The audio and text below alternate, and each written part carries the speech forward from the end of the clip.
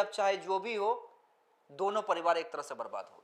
सत्य प्रकाश की जो वाइफ है, पत्नी, उन्होंने उसको खीर में जहर दे दिया। सत्य प्रकाश का बेटा जो बचा हुआ है, जिसने पिंड दिया है, उसने ही उसको मारा। प्रेमचंद यादव के सर पे वार करने वाला भी वही है। आप कैसे कह सकते हैं कि आपके चाचा मंदबुद्धि थे? फिर आपके दूसरे चाचा कैसे मर गए? किसने उसकी हत्या की? देखिए, देवरिया मामले में हमारे दर्शकों ने हमारी ग्राउंड रिपोर्टिंग देखी।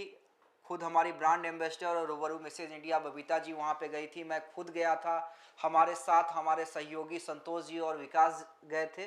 दोनों परिवारों के पास हम गए। हालांकि सत्यप्रकाश दुबे के परिवार में हमारी किसी से मुलाकात नहीं हो पाई, क्योंकि एक बेटा अस्पताल में है और एक बेटा कहीं पे शरणागत है, यानी कहीं पे आसरा लिए हुए है।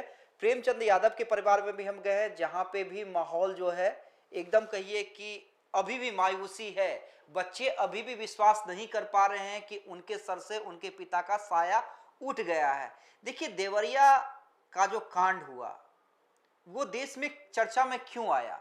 क्योंकि शायद ही जमीन के लिए इतनी नृशंस हत्या जो है वो हमने एक साथ एक ही परिवार में देखी है। और एक परिवार का मुखिया चला गया, और जिस परिवार का मुखिया गया है उस परिवार में कोई भी जेंट्स सदस्य इसलिए मौजूद नहीं है क्योंकि दादा और चाचा यानी प्रेमचंद यादव के छोटे भाई को जेल हो चुकी है। बबीता जी हमारे साथ है, हम सीधे बात करेंगे। बबीता जी, देवरिया कांड क्या मानती हैं? कौन गलत कौन सही, या यो क्यों ना कहें कि गलत सही अब चाहे जो भी हो, दोनों परिवार एक तरह से बर्बाद हो गया। बिल्कुल। जब हम और आप और हमारी टीम देवरिया गए और हमने ग्राउंड रिपोर्टिंग की, हमने लोगों से बात की, वहाँ पुलिस प्रशासन थी, तैनात थी और अच्छे तरीके से लॉ एंड ऑर्डर का पालन हो रहा था। लेकिन बात एक ही निष्कर्ष मैं निकालूं देवरिया मामले में कि लोगों का कहना था कि उनकी जो भाभी है, सत्य प्रकाश दुबे की जो पत्नी है, उनके 3 भाई थे। सत्य प्रकाश 3 भाई थे। सोचने की जरूरत है। एक भाई की मौत हो जाती है रहस्यमय तरीके से, लेकिन गांव वाले का कहना है कि जो सत्य प्रकाश की जो वाइफ है, पत्नी, उन्होंने उसको खीर में जहर दे दिया। आरोप है, आरोप कुछ है, लोगों हाँ, गांव वाले का कहना है, ये मैं नहीं कह रही। और ये जांच का विषय होना चाहिए। अगर ऐसी बातें हैं तो ये भी जांच का विषय होना चाहिए। उसी जमीन के टुकड़े के लिए, क्योंकि वो जमीन 36 बीघा है और 36 बीघा में अगर 3 भाई है तो 12 36, ये 12 बीघा का जो जमीन है, ये एक भाई की मौत हो जाती है। और इसका कहीं ना कहीं गांव वाले का कहना है कि जहर देके मार दिया गया और वो भाई की मौत हो गई। और वो जमीन का भी हिस्सा किसके पास आ गया? सत्य प्रकाश दुबे के पास आ गया। और सारी जमीन की खेती, रख रखाव, देख रेख सत्य प्रकाश दुबे के पास था।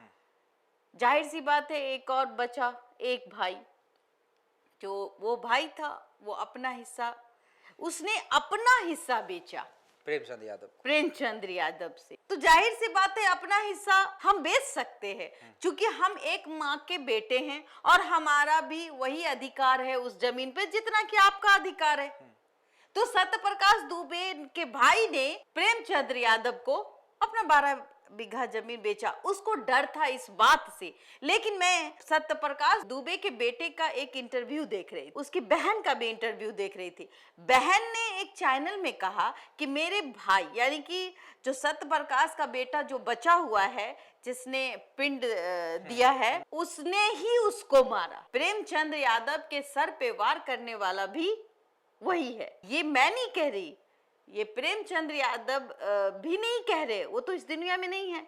ये सत्य प्रकाश दुबे की बेटी, उसकी बहन खुद कह रही है कि मेरे भाई ने मारा, जो भाई आज रो रहा है। और अब रही बात छोटे भाई की, जिसने अपनी जमीन को बेचा, तो जाहिर सी बात है कि हम बेचेंगे, हम अपना हक बेचेंगे। और मुझे इस बात का पता है कि मेरा भाई या मेरा भौजाई सत्य प्रकाश दुबे की पत्नी अगर मेरे साथ गलत कर रही है, उसके भाई का कहना है, तो भाई हम अपना हिस्सा बेच के यहाँ से चले जाएंगे, कौड़ी के भाव में बेचे, ये मेरा मैटर है, ये मेरी चीज है। लेकिन हम अपने भाइयों के साथ नहीं रहेंगे, यही ना है। जब दूरियां बनती है तो यही होता है, तब हम किसी तीसरे को बेचते हैं, आपस की दूरियों में तीसरे को बेच के चले जाते हैं।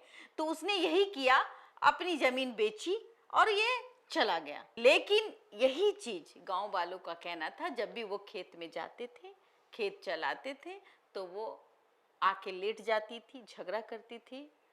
सत्यप्रकाश की पत्नी जो आज इस दुनिया में नहीं है, वो झगड़ा करती थी बेवजह, कभी उसके फसलों को जला देती थी।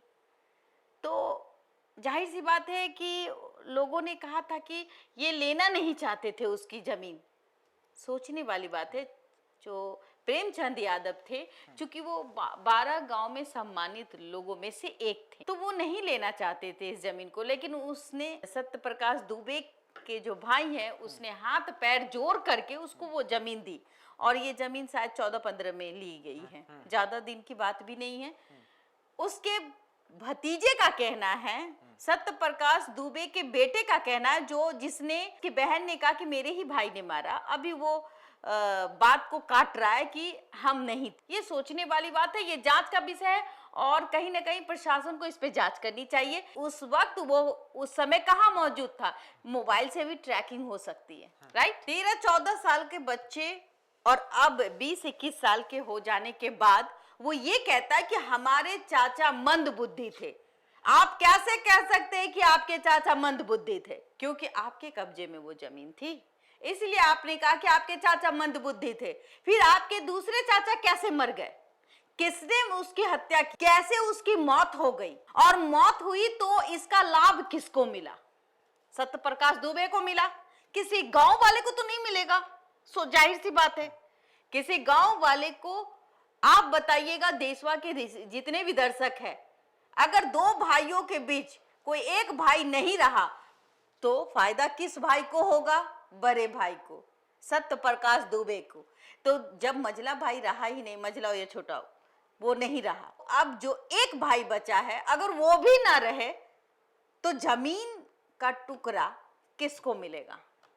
सत्यप्रकाश दुबे को, चूंकि ऑल इन ऑल मालिक वही रह जाएगा और उसकी पत्नी राज करेगी।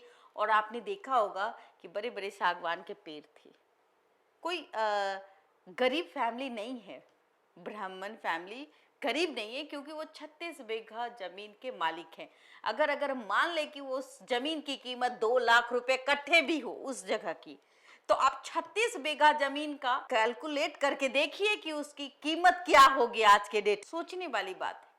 तो चलिए, हमारे साथ बबीता मिश्रा जी जुड़ी हुई थी। कोई प्रेमचंद यादव के परिवार को दोषी कर रहा है, कोई सत्यप्रकाश दुबे के परिवार को दोषी कर रहा है, लेकिन जो पर्दे के पीछे है, जो बबीता मिश्रा जी ने कहा, घुसखोर अधिकारी, घुसखोर थानेदार, उनको सजा मिलेगा, तब जाके ये मामला ठंडा होगा और भविष्य में शायद फिर से कोई देवरिया कांड ना हो। धन्यवाद। देशवा न्यूज पर वीडियो देखने के लिए लाइक करें, सब्सक्राइब करें, साथ ही बेल आइकन दबाना न भूलें।